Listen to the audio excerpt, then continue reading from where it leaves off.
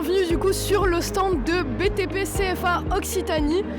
On est toujours avec Backstage Festival et aujourd'hui on est avec une magnifique invitée. Je vous laisse vous présenter et présenter du coup votre entreprise. Bonjour, donc moi je suis Stéphanie Broussin, je suis conseillère en relations jeunes entreprises sur une structure qui est régionale, c'est le BTP CFA Occitanie. Donc on a plusieurs campus en fait sur l'Occitanie. Moi je travaille sur le campus de Perpignan qui est situé sur la zone Techno-Sud.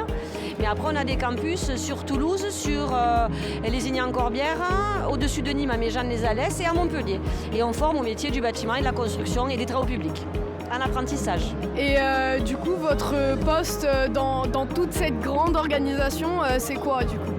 Alors mon poste, c'est vraiment d'accompagner aussi bien les entreprises dans leur démarche de recrutement que les jeunes sur leur projet d'orientation et leur validation de projet aussi, et faire à ce qu'il y ait un mariage qui se fasse entre l'entreprise et le jeune, pour qu'il y ait une signature de contrat d'apprentissage.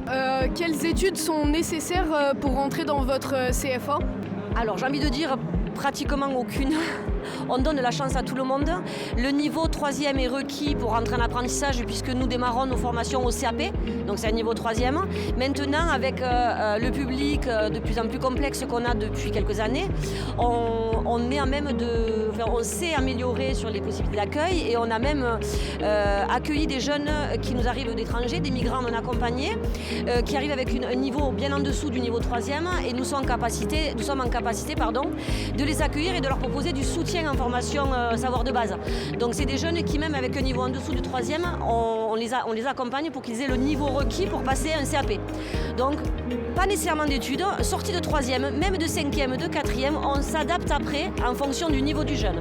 À mettre soit de la formation maths français renforcée, soit un peu de soutien durant le contrat d'apprentissage. En tout cas, c'est super cool d'avoir des organisations comme ça qui accompagnent vraiment n'importe qui finalement.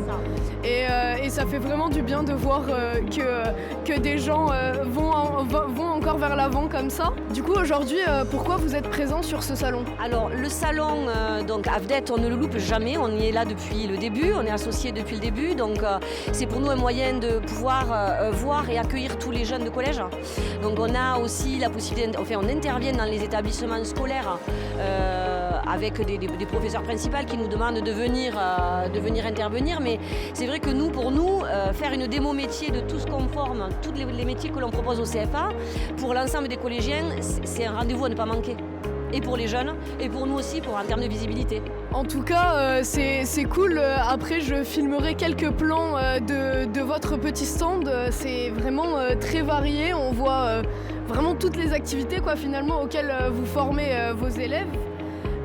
Si vous auriez peut-être 3 compétences à nous donner qui sont un peu essentielles pour faire partie du coup de votre CFA, ce serait quoi ? Alors pour un jeune qui voudrait signer un contrat d'apprentissage, c'est être prêt à rentrer dans le monde du travail, parce que là on parle d'apprentissage, donc pour des jeunes qui sont collégiens, il y en a qui ne sont pas prêts parce qu'ils sont trop jeunes, donc ça on est en capacité de le détecter, de leur dire. Mais sinon c'est vraiment d'être prêt à rentrer dans le monde du travail. C'est les aléas du direct.